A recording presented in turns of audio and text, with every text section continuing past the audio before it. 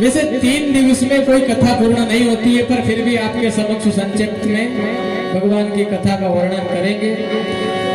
हमारी टूटी फूटी वाणी द्वारा जैसे भी भगवान की आज्ञा होगी वो आपके समक्ष सुनाया जाएगा।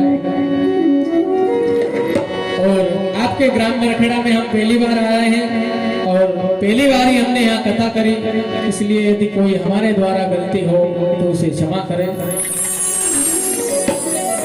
भगवान श्री देव नारायण का जन्म किस प्रकार हुआ और किस प्रकार मातेश्वरी ने तपस्या करी साड़ू माता ने, और किस प्रकार सवई भोज महाराज का पैर झुकाया।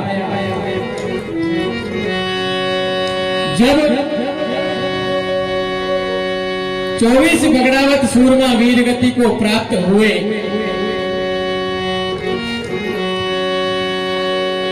उस समय साड़ू माता सती होने जा रही थी अपने पति के संग। राणा दुर्जन सिंह राणनगर वाला और सवई भोज महाराज के बीच में घमासान युद्ध हुआ। युद्ध में 24 सूरमा 24 भाई वीर गति को प्राप्त हुए। वीर गति को प्राप्त होने के उपरांत 24 भाई की पत्नियां 16 श्रृंगारों से सुसज्जित होकर अपने अपने पति के साथ सती होने के लिए जा रही थी। तब उनके कुल गुरु बाबा रूपनाथ जी ने मना किया साड़ू से, साड़ू तुम सती मत होना, क्योंकि भगवान ने तुम्हें वचन दिया है। जब बगड़ावता को भगवान ने तपस्या करने के बाद प्रसन्न हुए, 12 वर्ष की काया और माया प्रदान की, उसके बाद में भगवान वैकुंठेश्वर विष्णु स्वयं पधारे और इनकी परीक्षा लेने के लिए यहाँ आए थे गौठ नगर में। तो भगवान इनकी परीक्षा लेने के बजाय प्रसन्न हुए और प्रसन्न होकर 12 वर्ष की काया और 12 वर्ष की माया देकर गए। 12 वर्ष की तो भगवान शंकर ने दी और 12 वर्ष की भगवान विष्णु ने दी थी। जब भगवान इनको छलने के लिए आए, लेकिन इनकी भक्ति और शक्ति को देखकर प्रसन्न हुए। प्रसन्न होकर इन्हें वरदान देकर गए साड़ू माता को कि हम तुम्हारी गोद में पुत्र रूप में अवश्य आएंगे, लेकिन जब बगड़ावत समाप्त हो जाएंगे तब। भगवान का वचन था, वो कभी झूठा नहीं हो सकता। भगवान ने अपनी माया से स्वयं जगदम्बा ने अवतार लिया और जगदम्बा ने अवतार लेकर सवई भोज महाराज और राणा दुर्जन सिंह को, जो आपस में मित्र थे, पागड़ी पलटन भाई बने, उन्हें आपस में लड़ाया और लड़ाकर बगड़ावत को समाप्त किया। अब भगवान के अवतार होने का समय भी आने वाला था। साड़ू माता को मना किया गुरुजी ने, साड़ू तुम सती मत होना। क्यों? क्योंकि तुम्हारे गोद में स्वयं भगवान पधारेंगे। जब 24 सूरमा वीर गति को प्राप्त हो गए और 24 भाइयों की पत्नियां अपने अपने पतियों के साथ सती हो गई, भगवान गुरुदेव की आज्ञा से मातेश्वरी भी गुरुजी के आश्रम पे पहुंची। गुरुजी ने समझाया, साड़ू माता ने गुरुदेव से निवेदन किया, महाराज अब मैं संसार में जीवित रहकर भी क्या करूंगी? जब मेरा सर्वस्व ही लुट गया, कुछ बचा ही नहीं, तो मैं भी अपने प्राण त्यागना चाहती हूँ। पर भगवान गुरुदेव ने उन्हें समझाया और भक्ति का मार्ग बताया। कहा, साड़ू तुम भक्ति करो भगवान की, प्रसन्न होकर तुम्हारी गोद में अवश्य आएंगे। अब साड़ू माता गुरुदेव की आज्ञा पाकर भगवान की भक्ति करने जाती है। माता ने भक्ति पकड़ी, नित्य उठ भक्ति करती।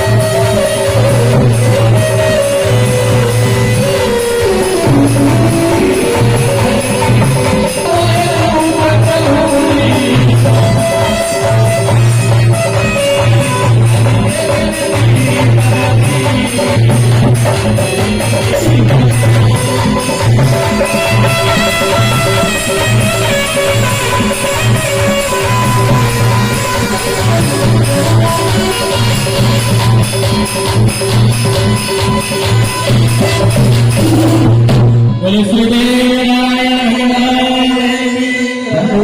प्रकार से साधु माता ने भगवान की भक्ति करना प्रारंभ किया। भक्ति करते करते कुछ दिन व्यतीत हुए तो साधु माता ने विचार किया, गोविंद भगवान से प्रार्थना करने लगी, परमात्मा बहुत दिन हो गए, अब मैं इस नश्वर संसार में जीवित रहना नहीं चाहती हूँ प्रभु। साधु माता एक दिन रंग महल में सो रही थी। साधु सूती रंग महल में और सो गई ढोलो। ढलती मंजल रात में आया ये गढ़ मथुरा का। भगवान को मातेश्वरी ने स्वप्न दिया और कहा, साधु अब मेरे आने में ज्यादा समय नहीं है, अधीर मत हो। भगवान ने कुछ संकेत बताया कि भादवे के मास में छठ के दिन यदि गोट में कुछ करिश्मा हो तो समझ जाना कि भगवान के आने में अब जाना विलंब नहीं है। भगवान ने कहा था कि भादवा सुदी छठ के दिन तुम्हारे यहाँ लीलाधर बचेरे का जन्म होगा और उसके 6 मास बाद में स्वयं तुम्हारी गोद में प्रकट होगा। अब जैसे ही स्वप्न में भगवान दिखाई दिए तो साधु माता के मन में और अधिक विश्वास हुआ, प्रसन्न हुई, भगवान के प्रति नित्य प्रति प्रेम बढ़ता गया और भगवान की प्रार्थना वंदना और अधिक करने लगी। भगवान की प्रार्थना करते करते कुछ दिवस व्यतीत हुए। माऊ का समय आया। एक दिन मातेश्वरी मालासर डूंगरी पर जाकर भगवान से प्रार्थना कर रही है, प्रभु हे दीनानाथ, मैंने आपके वचन खातिर अपने पति का साथ छोड़ा है नाथ, और यदि आपके आने में अब भी विलंब हुआ तो मैं इस संसार में जीवित नहीं रहूंगी।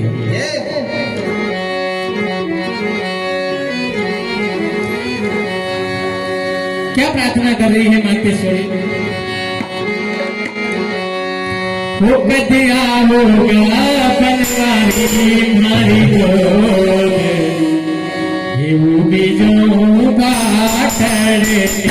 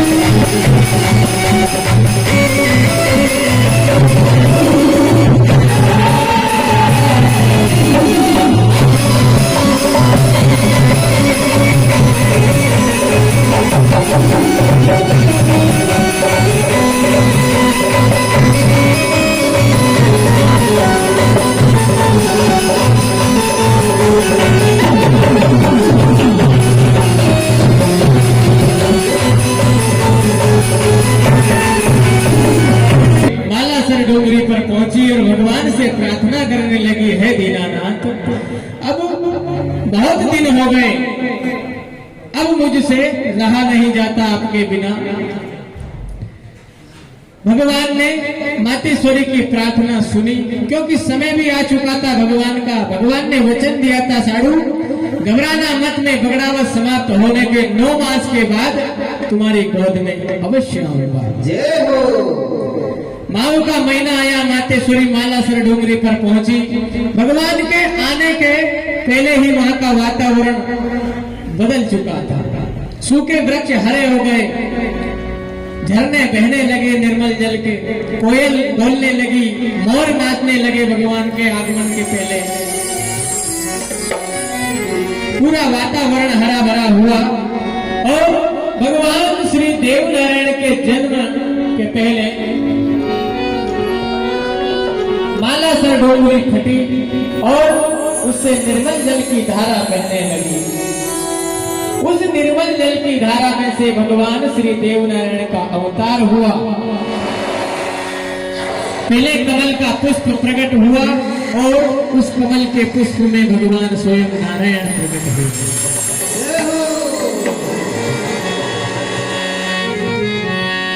हे संपद 968 का साल में और या मानो सुधी छठ प्यारी,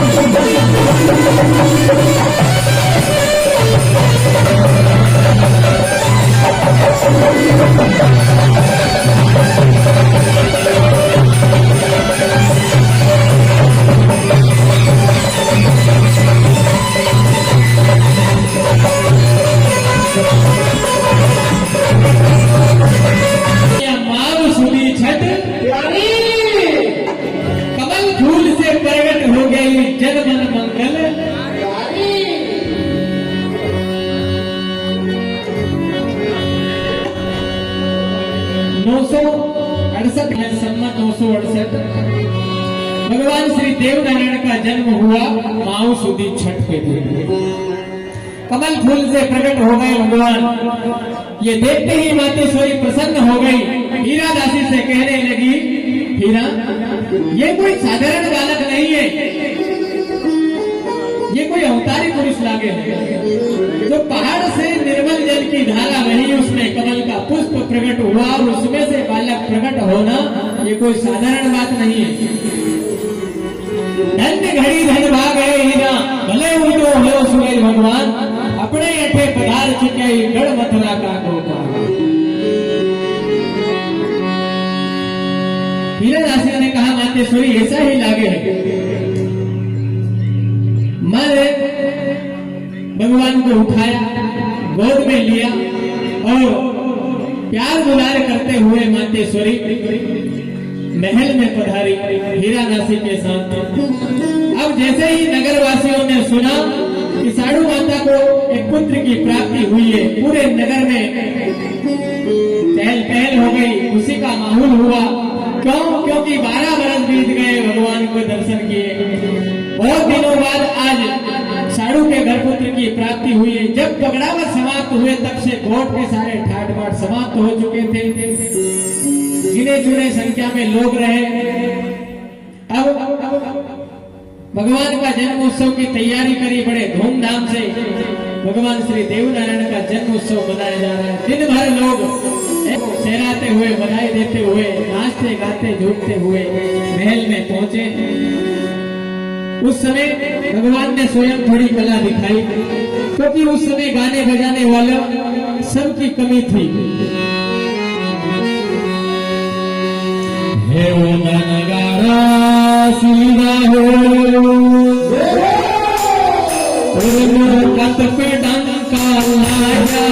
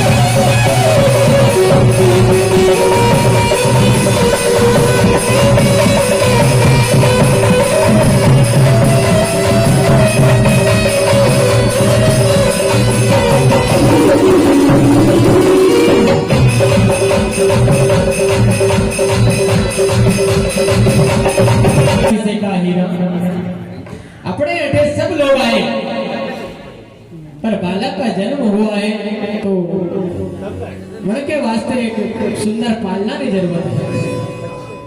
और खाती को नहीं आयो। मातेश्वरी ने हीरा दासी से कहा, हीरा जाओ खाती का ने बुला लाओ और कह देना कि भाई साहब के बालक प्राप्त हुआ है, तो मन के लिए एक सुंदर पालना घर में तैयार करेगा। उसे मालूम था कि भगवान का जन्म होगा, इसलिए उसने पहले से ही भगवान के लिए सुंदर पालना घर के तैयार रखा। पर लेकिन खाती का महल में नहीं पहुंचा, क्योंकि उसके शरीर में कुष्ठ रोग था, इसलिए वो ऐसे शुभ अवसर पर जाना नहीं चाहता था कि हो सके मैं इस प्रकार के शरीर को लेकर वहां पहुंचूं और कोई मुझसे नाराज हो जाए। अब जैसे ही हीरा दासी पहुंची, कहा भाई साहब को बालक प्राप्त हुआ है, बड़े के वास्ते सुंदर पालना की जरूरत है, आपको भाई साहब ने महल में बुलाया। खाती का बड़ा प्रसन्न हुआ और भगवान को बार बार सहलाता हुआ चतुरंग पालने को शीश पे उठाया और महल की ओर जाने लगा। लेकिन खाती का मन में उदास था कि मैं अब भी इस कुष्ठ रोग से ग्रसित शरीर को लेकर जाऊं। तो उसके मन में बड़ा दुख हो रहा था। तो भगवान ने पहला करिश्मा खाती को दिखाया। हे कृष्णा खाती रोग मिटायो और देव ने कर दी कंचन काया।